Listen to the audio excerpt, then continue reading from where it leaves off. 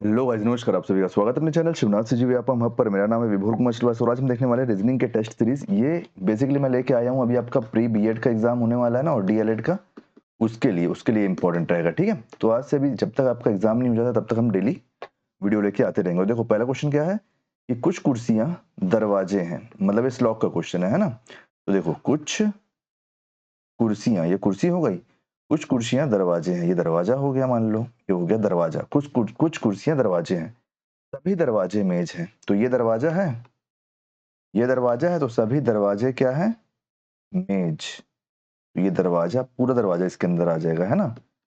सभी दरवाजे क्या है, मेज है। तो चलो अब अपन देख लेते हैं कौन कौन सा निष्कर्ष है हमारे पास। निष्कर्ष है हमारे पास तीन, एक, दो और तीन। देखो, पहला क्या बोल रहा है, पहला बोल रहा है कि कुछ कुर्सी मेज है। तो देखो, ये वाला जो कुर्सी का पार्ट है, ये वाला, ये तो मेज रहेगा ही ना, क्योंकि ये दरवाजा है और सभी दरवाजे मेज हैं। तो ये सही है कि पहला निष्कर्ष सही है। दूसरा क्या है कि कोई दरवाजे कुर्सी नहीं है। एक बात बताओ मेरे को, हमको बोला ना कि कुछ कुर्सी दरवाजे हैं, तो ये वाला जो पोर्शन है, ये वाला दरवाजा तो मेज रहेगा ना। तो दूसरा क्या है, गलत। तीसरा क्या, जो देखो कि कुछ मेजें दरवाजे हैं, ये मेज है, ये दरवाजा है। जब सभी दरवाजा मेज है तो कुछ मेज तो दरवाजे रहेंगे ही। तो पहला और तीसरा सही है। कौन सा ऑप्शन है, देखो ऑप्शन नंबर सी हमारा सही आंसर है। ठीक है, चलिए नेक्स्ट क्वेश्चन देखते हैं। नेक्स्ट क्वेश्चन है हमारा कि चार संख्याएं दी गई हैं, जिनमें से तीन किसी एक प्रकार से संगत है और एक असंगत है। असंगत संख्या का चयन कीजिए। यहाँ पे हमको ये बोल रहा है कि जो तीन संख्या है ना, वो एक जैसी है, इसमें से एक अलग है।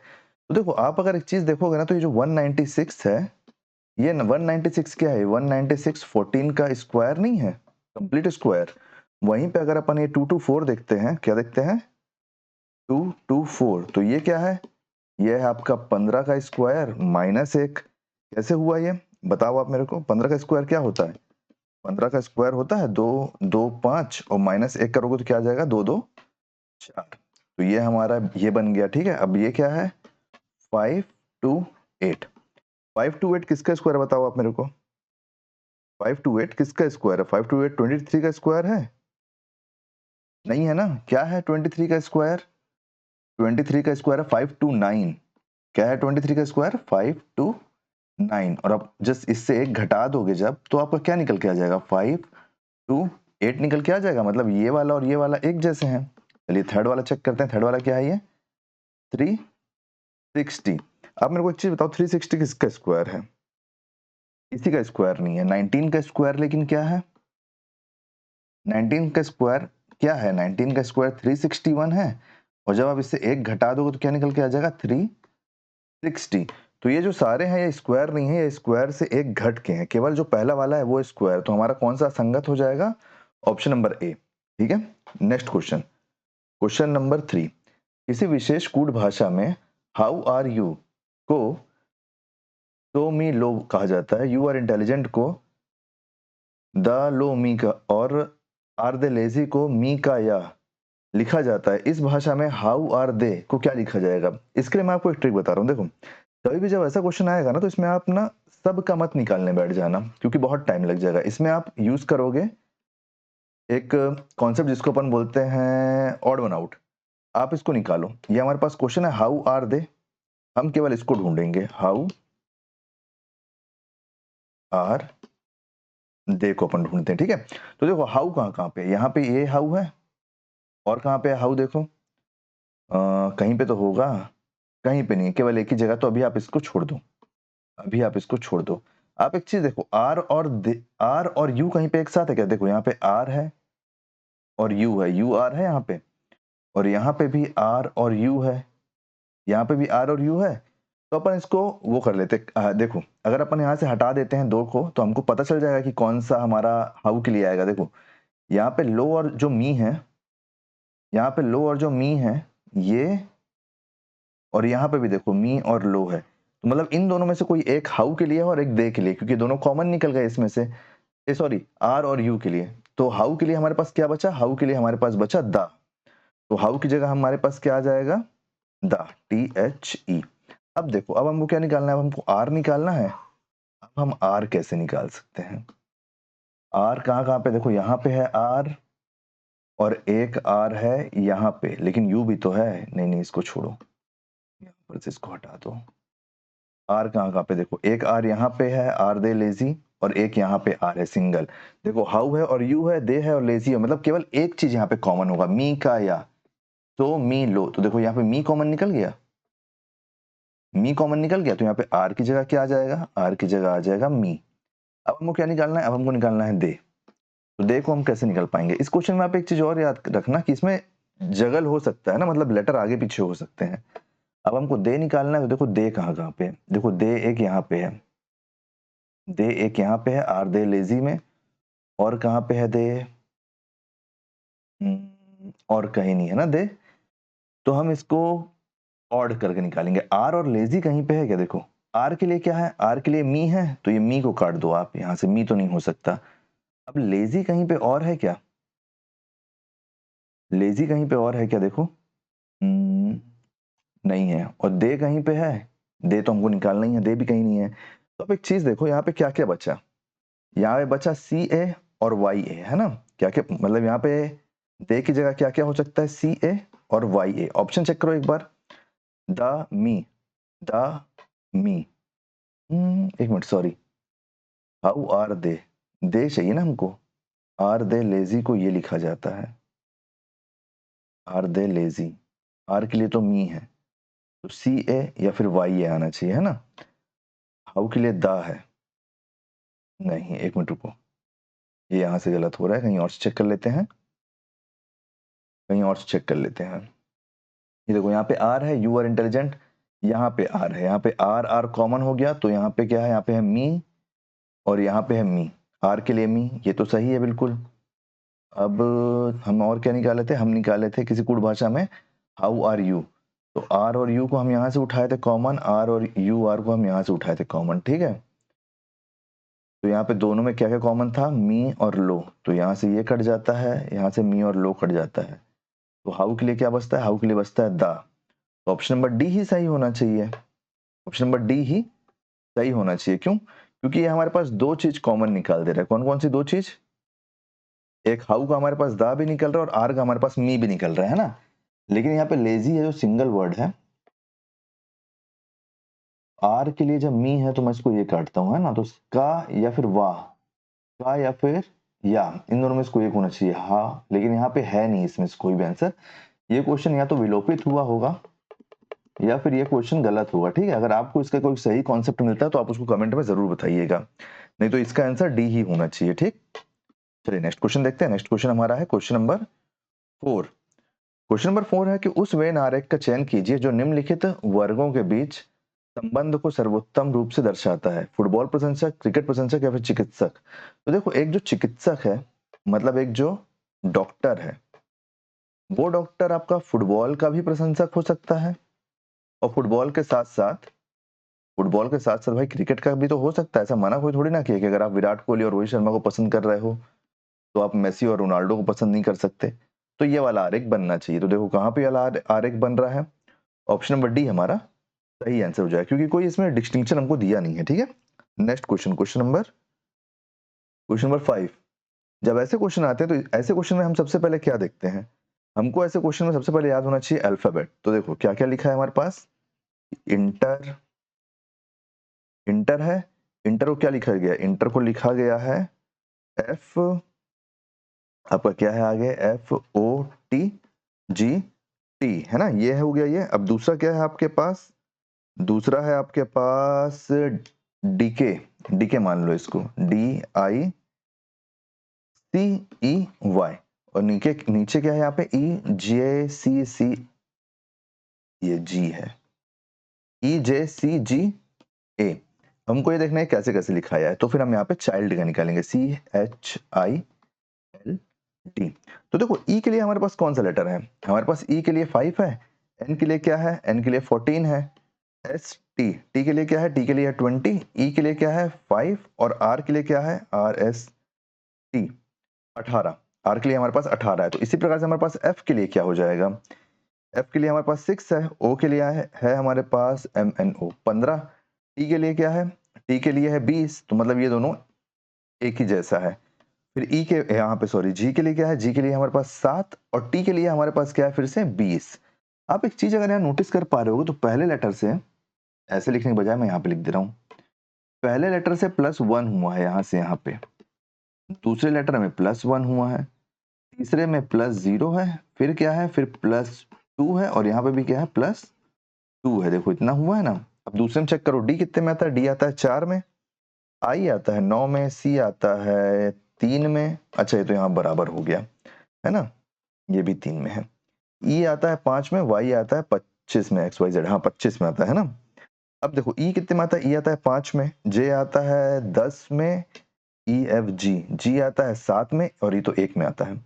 अब आप देखो यहाँ पे क्या प्लस हो रहा है, यहाँ पे +1 हुआ है, फिर +1 हुआ है, फिर +0 हुआ है, +2 हुआ है, +2 हुआ है। 2 कैसे हुआ, 25, 25 के बाद एक 26 और 26 के बाद एक 27, तो +2 हुआ ना। तो उसी प्रकार चाइल्ड का क्या हो जाएगा, देखो चाइल्ड में सी कितने में आता है, सी आता है 3 में, एच कितने में आता है, एच आता है 8 में, आई आता है आपका 9 में, M N L L M N L आता है आपका 12 में और डी आता है आपका 4 में। ठीक है, तो देखो हमको क्या पता है यहाँ पे कि पहले दो में एक एक प्लस हो रहा है और फिर लास्ट के दो में दो दो प्लस हो रहा है, लेकिन बीच में क्या है 0 प्लस हो रहा है, तो मतलब यहाँ पे आई आएगा। किसमें किसमें आई देखो, तो ऊपर के पहले के दो में है ना। अब देखो इसमें से एक प्लस करोगे अगर आप, तो यहाँ पे क्या हो जाएगा 4 +1 +1 +0 +2 +2, यहाँ पे क्या हो जाएगा, यहाँ पे हो जाएगा 9, यहाँ पे क्या हो जाएगा, यहाँ पे हो जाएगा 14 और यहाँ पे हो जाएगा 6। तो हमारे पास कौन कौन सी वैल्यू निकल के आ जाएगी, बीच में आई है ये तो हमको पता ही है, 4 की जगह आ जाएगा डी, आई की जगह आ जाएगा 9, 9 की जगह आ जाएगा आई, फिर यहाँ पे आई कॉमन है, 14 की जगह आ जाएगा एन और 6 की जगह आएगा F, D I I N F, D I I N F, option number A हमारा सही आंसर हो जाएगा। ठीक है, नेक्स्ट क्वेश्चन देखते हैं, क्वेश्चन नंबर 6। क्वेश्चन नंबर 6 है कि किसी कूट भाषा में वी आर गोइंग को इस प्रकार लिखा जाता है, यू आर हैप्पी को इस प्रकार, तो उसी प्रकार वी आर हैप्पी को किस प्रकार लिखा जाएगा, वी आर हैप्पी है ना। तो देखो वी आर हैप्पी, आप एक चीज नोटिस करो, वी आर गोइंग हमको क्या क्या चाहिए, वी चाहिए, आर चाहिए, हैप्पी चाहिए। ठीक है, यहाँ पे हमारे पास वी आर गोइंग, कहीं पे वी आर दोनों एक साथ है क्या, देखो जल्दी हमारा काम हो जाएगा, नहीं है छोड़ दो उसको। कहीं पे हमारे पास वी आर हैप्पी ना, हैप्पी यहाँ पे है एक बार, और कहाँ पे है हैप्पी देखो नहीं है, तो आप एक काम करो, आप आर को निकाल लो, ऊपर के दोनों में आर कॉमन है, ये देखो आर, ये देखो आर, तो यहाँ से क्या कॉमन है, यहाँ से हमारे पास आ जाएगा जी ए, देखो यहाँ पे जी है, यहाँ पे जी है, मतलब ये आर का मतलब जी ए होता है, आर का मतलब जी ए। ठीक है, चलिए अब अपन देखते हैं आगे हमको क्या मिल रहा है। आर का मतलब क्या हो गया, आर का मतलब हो गया जी ए। आगे हमारे पास वी और हैप्पी, वी और हैप्पी, तो देखो हैप्पी हमको कहीं दिख नहीं रहा है। ठीक है, यू वर के लिए हमारे पास टी और टा और का है ना, सी इज गोइंग है यहाँ पे, यू आर हैप्पी है यहाँ पे, वी आर गोइंग है, वी कहीं हमारे पास कॉमन दिख रहा है क्या, देखो वी, वी तो हमारे पास कहीं कॉमन नहीं दिख रहा है ना, और बाकी लेटर भी हमको कहीं कॉमन दिख नहीं रहे हैं, तो क्या हम ये इसका आंसर नहीं निकाल पाएंगे।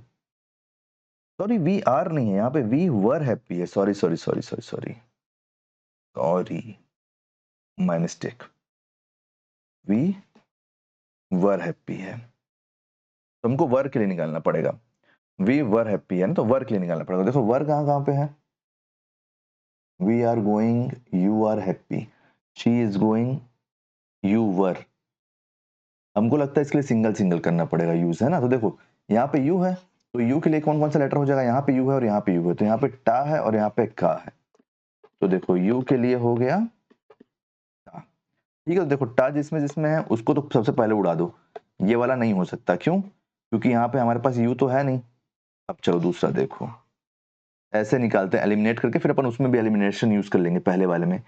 वी आर गोइंग, तो देखो वी कहीं नहीं है, आर, आर है हमारे पास यहाँ पे, देखो यहाँ पे आर है, यहाँ पे आर है, तो यहाँ के लिए क्या था जी ए, जी ए, तो आर के लिए क्या है, आर के लिए है जी ए, तो यहाँ पे हमारे पास आर है, क्वेश्चन में नहीं है, तो जिसमें जी है उसको भी हटाओ, ये जी ए यहाँ से हटा। अब देखो अब हमारे पास और क्या है, हमारे हम क्या क्या निकाल सकते हैं, U हो गया, R हो गया। V निकाल सकते हैं क्या? V नहीं निकाल सकते, U निकाल लिए हैं। She is going है, गोइंग निकाल सकते हैं।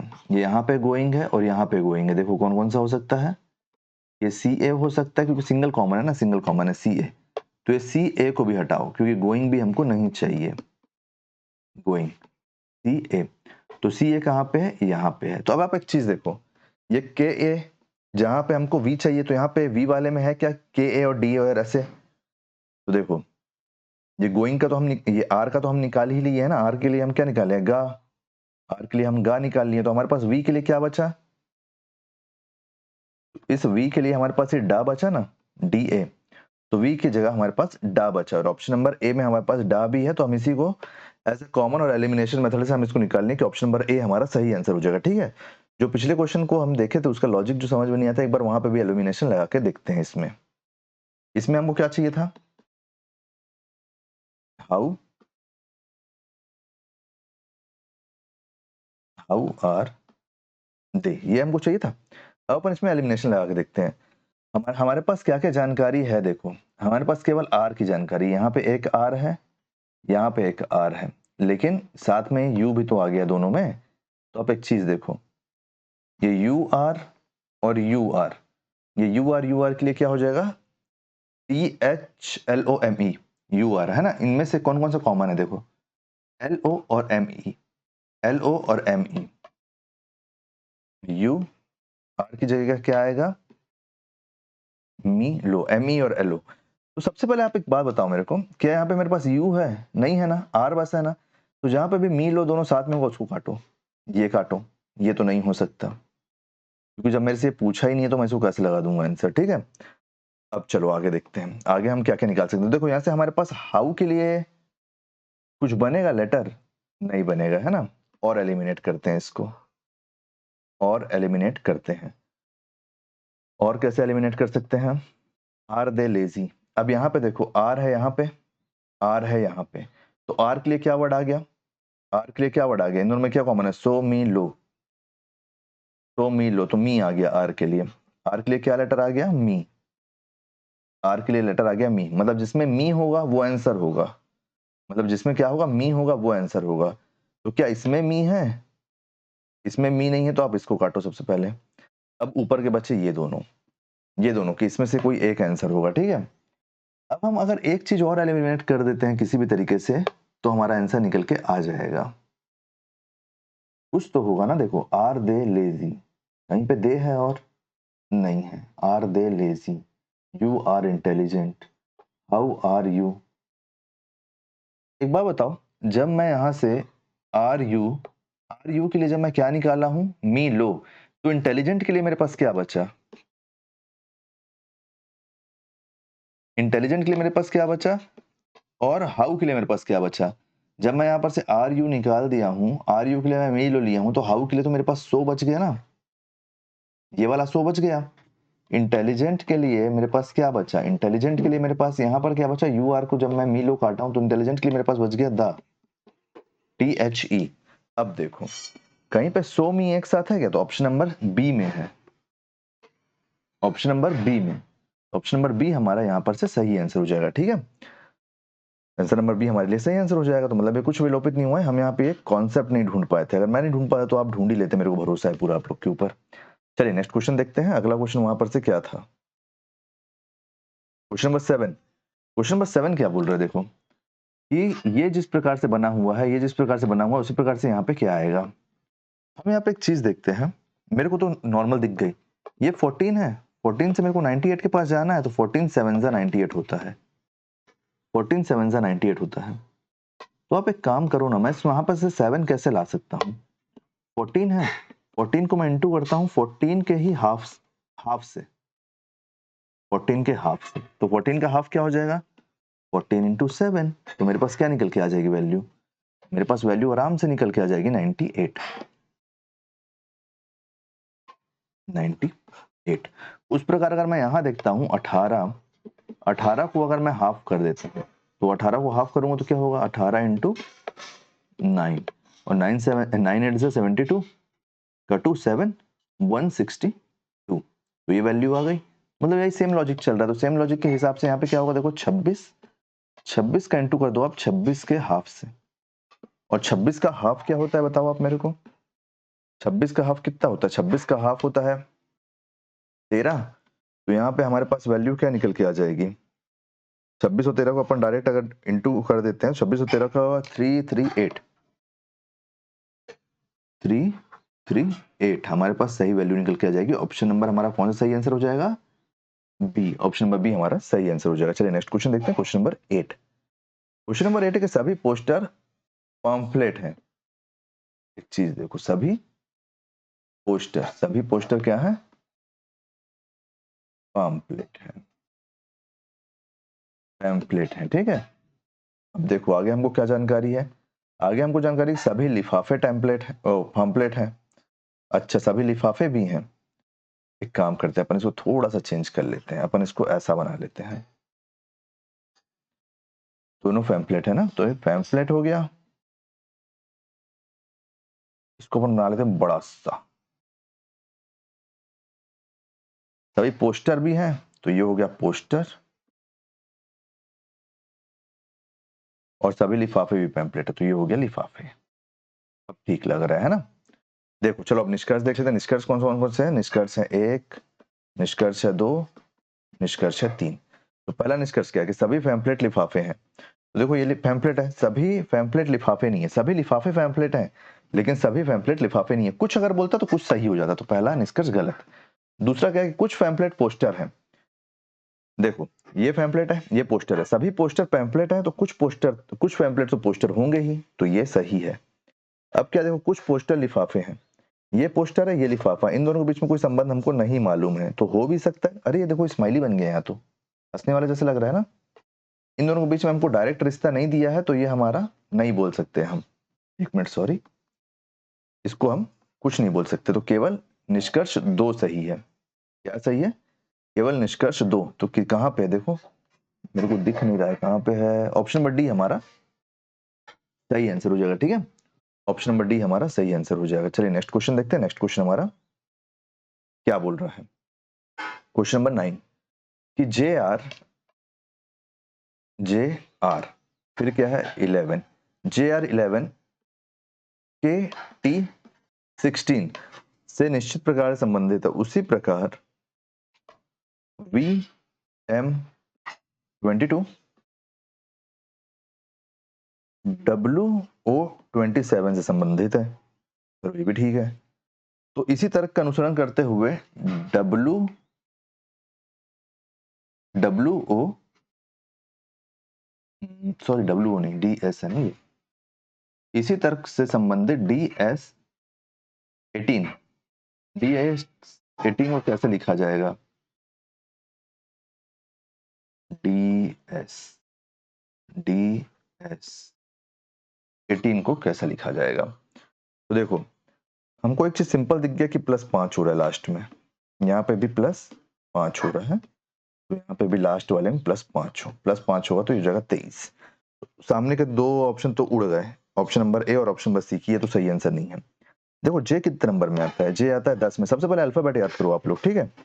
फिर आर कितने नंबर में आता है, तो आर आता है आपका 18 में, क्योंकि एस 19 में आता है ना।